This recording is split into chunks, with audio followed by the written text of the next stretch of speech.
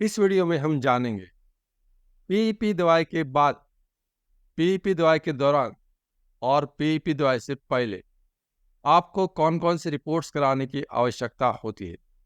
यदि आपका कोई अनप्रोटेक्टेड सेक्सुअल एक्टिविटी हुआ है, वह चाहे मसाज पार्लर्स में हो या कोई सेक्स वर्कर के साथ हो या किसी अनजान व्यक्ति के साथ हो, और आप एचआईवी से डरे हुए हो और उसको रोकना चाहते हो और उसको रोकने के लिए पीईपी यानी कि पोस्ट एक्सपोजर प्रोफाइलैक्सिस दवाई का इस्तेमाल करना चाहते हो, तो आपको यह भी जानना होगा कि इस दवाई के साथ में आपको किन किन किस्म का टेस्ट कराने की ज़रूरत होती है।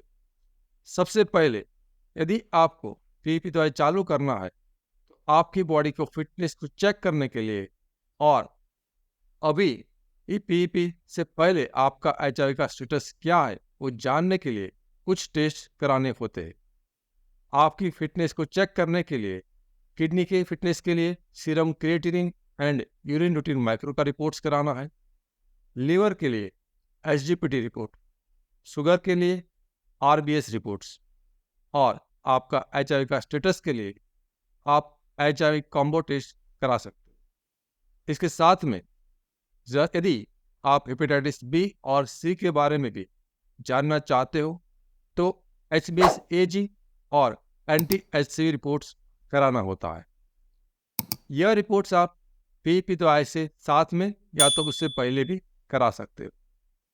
जब आपकी पीईपी दवाई के 15 दिन हो जाए तब आपके दवाई के कारण किडनी, लीवर और शुगर में कोई बदलाव तो नहीं हो रहा, वह चेक करने के लिए serum creatinine and urine routine micro, SGPT and RBS का रिपोर्ट्स कराना होता है।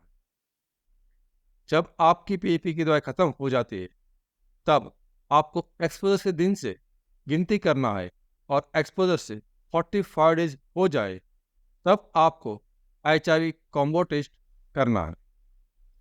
और आमतौर पर जो लोग पीईपी नहीं खाते हैं उसके लिए 45 डेज वाला एचआईवी कॉम्बो टेस्ट फाइनल यानी कि कंक्लूसिव माना जाता है।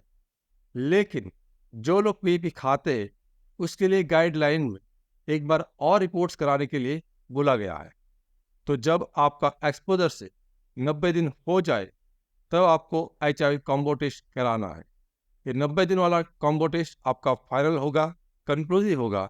उसके बाद आपको और कोई टेस्ट कराने की आवश्यकता नहीं है।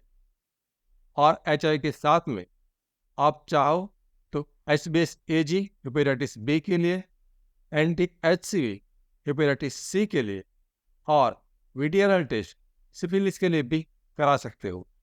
इसके अलावा आपको और कोई टेस्ट कराने की आवश्यकता नहीं है और यही टेस्ट फाइनल माना जाएगा, कंक्लूसिव माना जाएगा। एक चेतावनी, एक्सपोजर से 3 दिन के भीतर पीईपी यानी कि पोस्ट एक्सपोजर प्रोफाइलैक्सिस मेडिसिन का इस्तेमाल से एचआईवी होने से हम उसको रोक सकते हैं। लेकिन एक्सपोजर से 3 दिन के बाद किसी भी किस्म की दवाई, आयुर्वेदिक हो, एलोपैथी हो, एआरटी मेडिसिन हो, होम्योपैथिक मेडिसिन हो, जीन थेरापी हो या अन्य किसी किस्म की मेडिसिन या हर्बल दवाई हो, उससे एचआईवी को नहीं रोका जा सकता। और HIV window period treatment, HIV window period medicine और विंडो पीरियड ट्रीटमेंट, ऐसा कोई शब्द दुनिया की किसी भी किस्म की किताब में नहीं है, किसी किस्म की गाइडलाइन में भी नहीं है।